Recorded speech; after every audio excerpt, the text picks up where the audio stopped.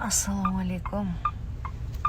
Kecha Saudiya Arabistonida ajoyib sud bo'ldi. Ikki aka-uka onasini talashib sudlashdi. Qiziq gapi, onani birga yashashini istab aka-uka sudlashdi. Meros talashib emas, uy-joy talashib emas, yoki boshqa narsalar ilinjida emas, onasini talashdiki, man qarayman deya. Katta o'g'il yo'q, man qarayman, kichigi man qarayman.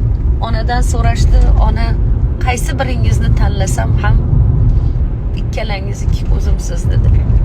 Farzandim siz dedi. Alal xusus sud qaror chiqardi, kichik o'g'ilga qoldirdi. Katta o'g'il yig'layapti, Alloh mendan barakotimni oldi.